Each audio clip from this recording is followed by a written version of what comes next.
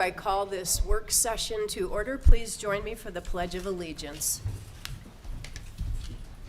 I pledge allegiance to the flag of the United States of America and to the republic for which it stands, one nation, under God, indivisible, with liberty and justice for all.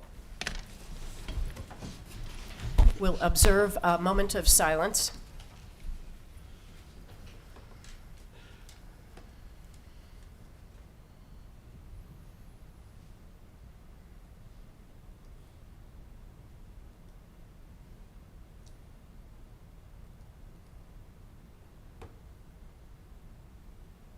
Thank you. As you can see this morning, we're short 2 council members due to illness and family emergency. So we can meet, but we will not be voting as we don't have a voting quorum in the room. So with that, do we have any public comment? Jasmine? No, there are no public comments. Work session discussion items. A, memorandum of understanding with Southern Crescent Technical College and Strayer University.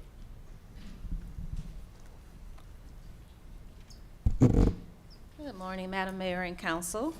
I am pleased to introduce a new educational partnership between the City of Peachtree City, Southern Crescent Technical College, and Strayer University. This initiative is designed to provide our employees with expanded access to higher education opportunities, professional development, and skill enhancements. So through these partnerships, our employees will benefit from discounted tuition. So that means exclusive tuition discounts to make continuing education more affordable, flexible learning options, online and in-person courses to accommodate our employees' various schedules, career-focused programs to include industry-relevant training that supports professional growth and city workforce needs, and increased employee retention and engagement, and that's going to help us invest in our employees' education strengths, employee satisfaction, like I said, engagement, and just long-term commitment to the city.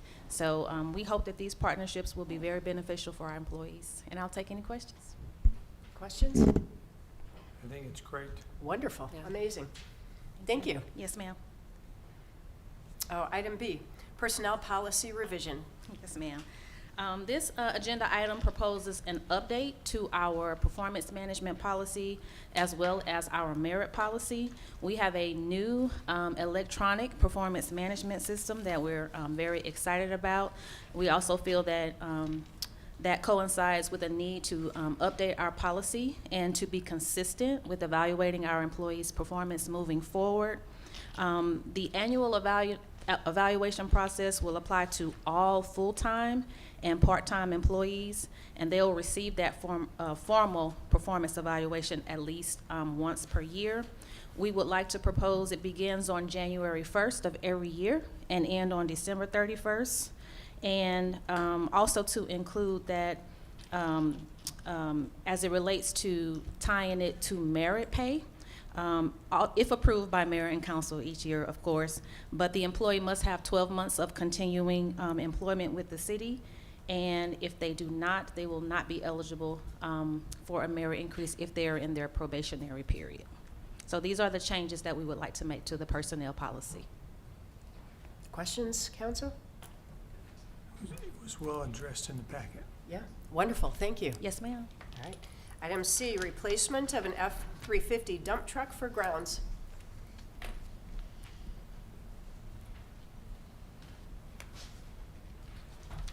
Good morning, Mayor and Council. This item is a CIP budgeted item. It's a 350 dump truck. It was originally approved when we did the blanket approval of the vehicles on the November 21st council. However, after getting state contract pricing and the cost for the dump bed, it is just under 2,600 over budget. So when they're over budget, we bring them back to council. It'll be on the consent agenda on the next council meeting. But there are funds budgeted and available in the capital equipment CIP budget. So any questions on that one? I just want to say with this one too, so the reason, even though it's over, the reason there are funds available is because on other vehicles that we've purchased, we've come in under budget. So we've got funds available from saving on other vehicles. Okay. That's good to know. There were also savings in Wausau for trucks, same size trucks. So we must be getting a good deal. Yeah. Thank you. Item D, replacement of 2 Kubota RTV units for Public Works. Yes, ma'am, Mayor and Council. This is also in the CIP budget. There are 2 Kubota replacement RTVs. It's not a vehicle, so it has to come to council. It's equipment. However, this was budgeted for $51,200 for replacement in the CIP, and it's actually under budget by $5,777 for both of them. So, any questions for those? Questions? I love it when it's under budget. Me too. What did you say it was under budget by? $5,771 and some change. Thank you. All right, thanks very much.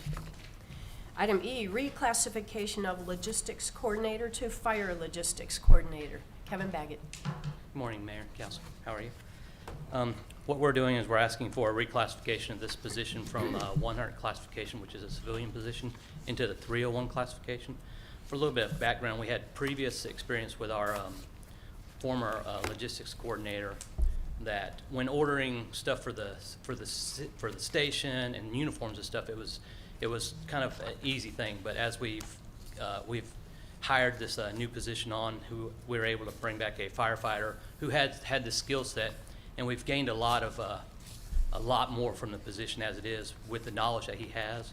Specifically when it goes into medical equipment, stuff like that, he's able to talk a common language, and we feel like putting it into that classification where they actually have that knowledge base, we've gained a lot more from that position, and we would just like to move it into that area. All right, questions? None. That's fine. Wonderful, thank you. Thank you.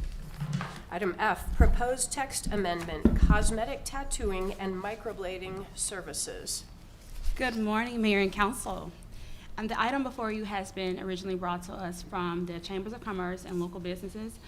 They're inquiring as to whether we would entertain a text amendment to add cosmetic tattooing or microblading. Currently, that is not a permitted use.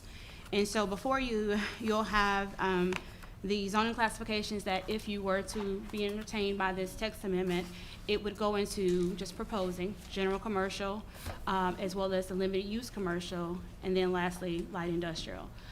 We gave definitions as well as to what cosmetic tattooing and microblading is.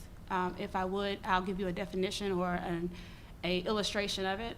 Let's just to say there's an opportunity to have other things that kind of are being seen in the industry, and so the commercial industry is asking us to consider that as a text amendment. So we wait to learn more from you to understand if you would like for staff to move forward with that request. So it's my understanding there is a physical and like health difference between this as a cosmetic procedure and tattooing. Correct. So this will be performed by a licensed physician. So this wouldn't be something a tattoo artist would do. This is someone from a licensed medical background. It's a physician or like an esthetician? I believe that's correct.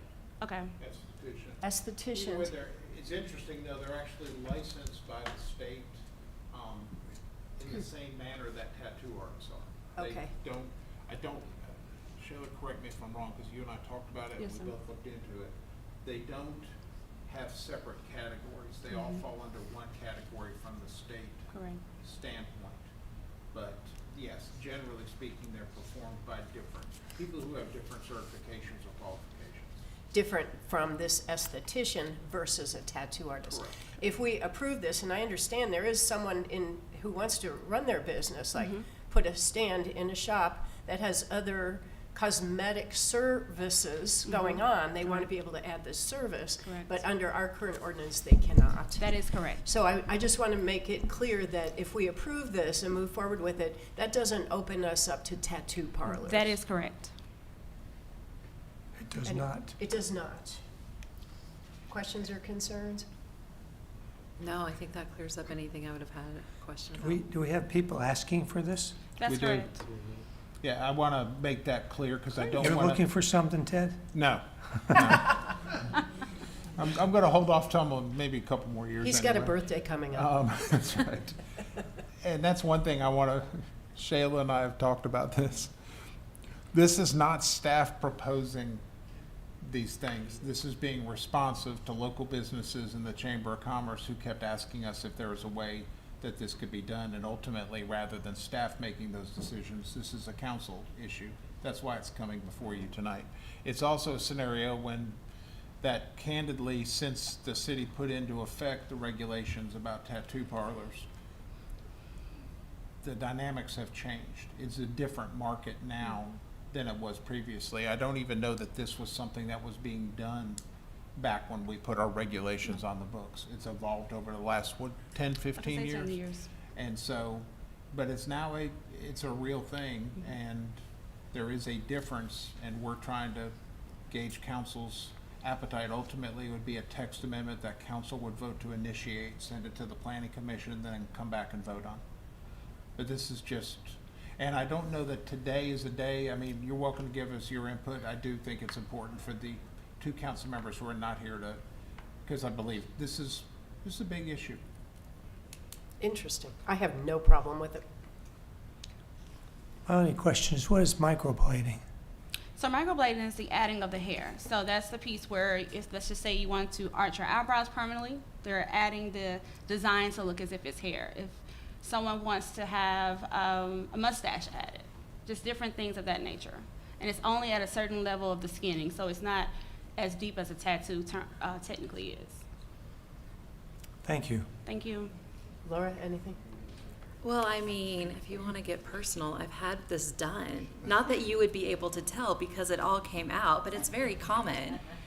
But no, I had a friend who did microblading, and yeah, you just kind of like scrape the skin a little bit. It's very, and it's supposed to heal. Mine all came out. I think it was just, but yeah, this is not something, it's just a simple cosmetic procedure.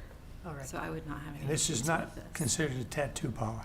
No. Okay. All right. I think I was on a run that day. I didn't have it done. When you were having these done. This was years ago. Okay. This was not any time when. I would when I was here. move forward on this. Frank? I don't have any problem with this. Laura? I don't have any problems with it. So for the next meeting, we'll have this on the agenda for the 20th. I think that's our next meeting. We'll put it under new agenda items. It won't be under consent, so there can be more discussion of it with the members that are missing today. Okay. And like Ted said, the next step would not be to approve the changes. It would be to approve the initiation and start the process, because this is it's the We're zoning. impacting both the regular code of ordinances and the zoning Zoning. ordinance. So that's why it would be a text amendment process to refer to the planning Has to go commission to and the then come planning back. Oh, okay. Public hearings. Have to and have so public forth. hearings, go to the planning commission. Oh, my goodness. Okay. All right, item G, administration of officer oaths ordinance. Shayla, I'm just interested, with the gray that's coming in my eyebrows, is it going to cover some of that? Good morning, Mayor and Council. We discussed this topic at your last council retreat, changing some verbiage in the ordinance to allow myself and other qualified persons to administer the oath in the state of Georgia to our ordinance, so I can swear in new officers. So it's just a simple change in the wording that would be added to the oath of office. Would say to add the police chief or any other person qualified to administer oaths in the state of Georgia to those that are allowed to administer the oaths to the police officers, if you so approve. As much as it has been my absolute honor to swear in all of our new police officers, it would be nice to know that you could do it too, or we could designate the right person. Thank you, ma'am. Yeah. It was nice doing it when I was Yes. the mayor pro tem. I enjoyed doing that. So, I have no problem with this. I don't either. Yeah, and they almost let me do it last year until they realized I wasn't allowed, and I was a little disappointed. But I think when you, when you talked to us about this, when they're, I guess, down at the training center and they do this, they have a lot of their family here, but then they have to come here to do the swearing in, and not all of them can come here. So if we're able to do it there, I think it works better from what you were saying with their families, and allows more of them to be present during that, which I think is important. Yes, ma'am. All right. Thank you. Chief. Item H, police vehicles accessories bid award. Chief Moon. We're going to be bringing to you at the next meeting. The bids are due today at 3 p.m., so I don't have the winning bidder and the amounts yet. but we're going to award it to the lowest, best responsible, and responsive bidder, and we'll bring those prices to you at the next council meeting for consideration for the accessories. Thank you very much. New agenda item A, fiscal year 2025 budget amendments. We can hear about it, but we won't be voting. Good morning. This is two budget amendments. One of them is reallocating from a non-divisional department into building maintenance for facilities maintenance. And one of them is increasing the budget from fund balance for water testing for Kedron. The building maintenance is $150,000 and the water testing is, is $150,000 and the water testing is $18,500. All right, thank you. And just on the building maintenance one as well, just to give a little more on that, the 150,000 is already budgeted. We're not pulling from reserves. We're just moving from non-division. We're moving some funds that are budgeted in non-divisional to a division, which is our building maintenance department. And the 18? 18.5. Well, and then 18.5 for the Kedron for the contractual for the testing, that is coming from reserves, and that is due to we are going to do more testing at Kedron, and we are switching companies as well for our testing of the water there. You talking about the lake? Or are you talking about the pool. The pool, okay. Questions? I'm good. What contract, what firm are we going to use? Arcadis? They weren't the one that tested last time and were wrong, right? Correct. We weren't going to say it, but that's why we're switching. Okay, All right. I'm in agreement with that. All right. New agenda item B, Fayette County Recreation Program Agreement Termination. Okay, so this one, like you said, we cannot vote on this one today. But at the retreat, at this last retreat, we talked about the Recreation Master Plan. One of the portions of the Recreation Master Plan calls out the $150,000 that Fayette County gives us every year. And the reason they give us that fee every year is in order for county residents that aren't in Peachtree City to pay the same rates that our city residents pay. CPL, who was our firm that worked on our recreation master plan for us, did an analysis.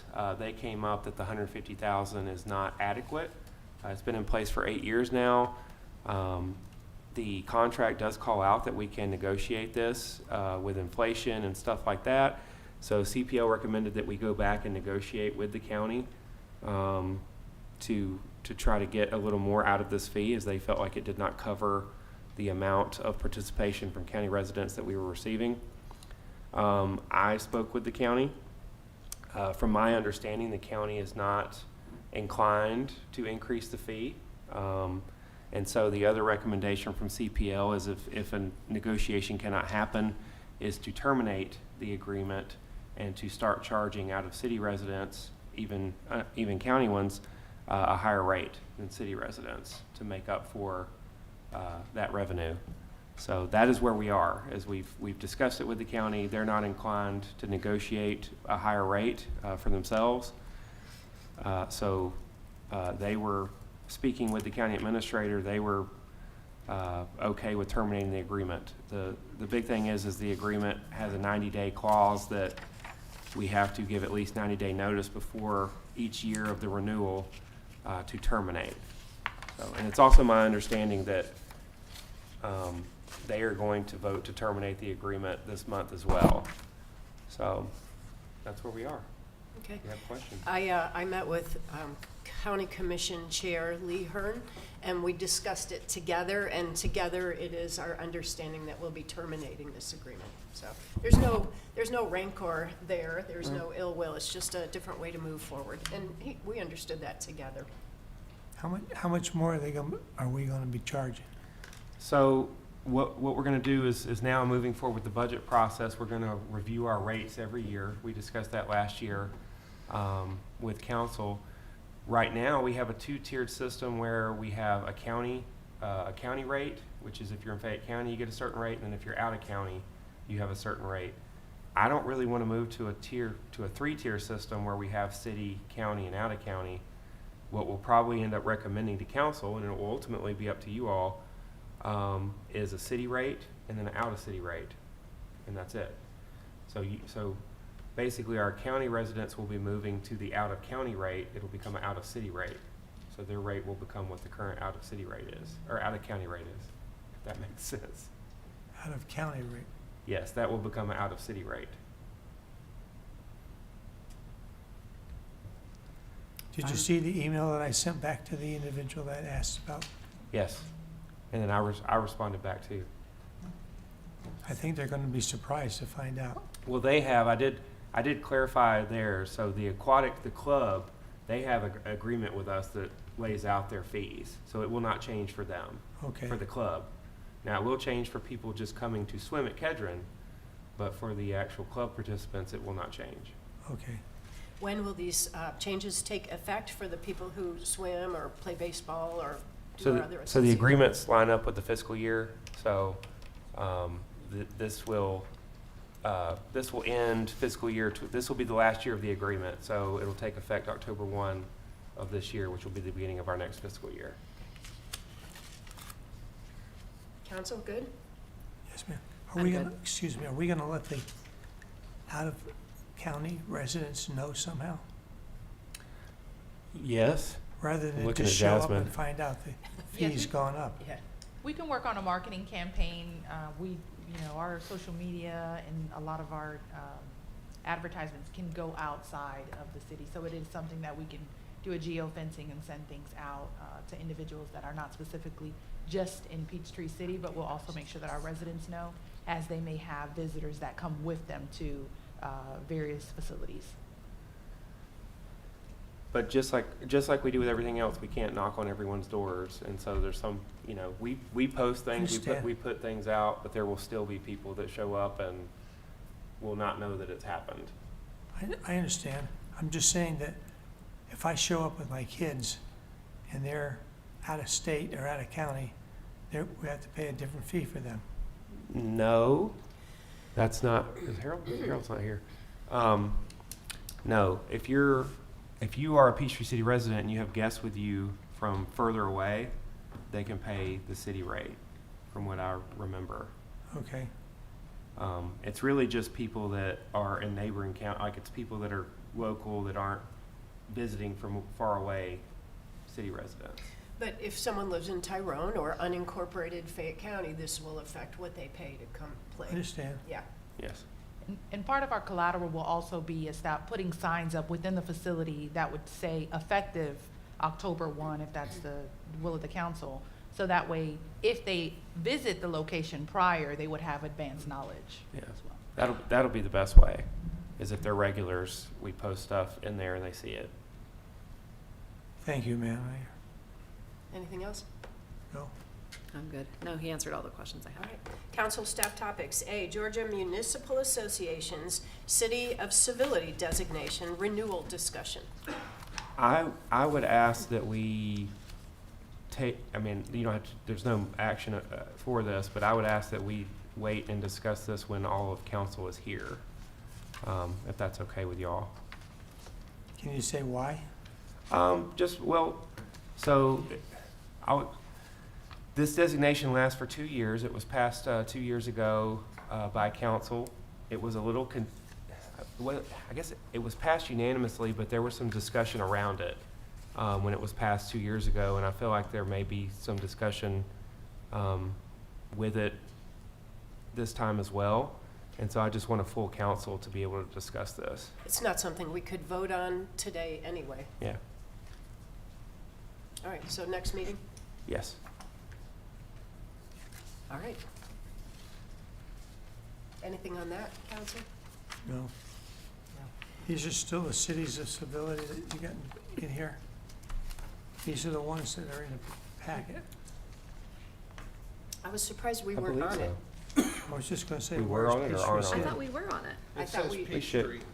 it's what? It says Peachtree rather than Peachtree City. Oh. Okay, that's Oh, I see. that's All right. us. That's a, I believe that's us. I It's think- either us or Peachtree Peachtree Corners. Corners. No, it's actually Peachtree Corners. This was just the previous This is from 2 presentation. years All ago? we did was just add it in just to provide. So there's some probably context. more. Yes, there are more. We'll This update is it. just some. yeah, that's good. There were Because, some yeah, let's do interesting that cities on the because list. we've been on it. Yeah, can we update this when we have the meeting? Yeah. Okay. Yes. All right. Council staff topics. I just want to share that in our retreat in February, we prioritized seven items from our recreation master plan. 2 are existing items, hockey rink and pool bubble, that we'll have to have those conversations soon as necessary. Are you going to need decisions from council on pool bubble? Yes. Okay. And the other 5 we prioritize because there seemed to be some funding available. Pickleball, cricket, Kelly Drive Park, Drake Field bathrooms, and Battery Way Park. We talked all through all of those. But the survey, the citizen voice, was prioritization on pickleball and cricket.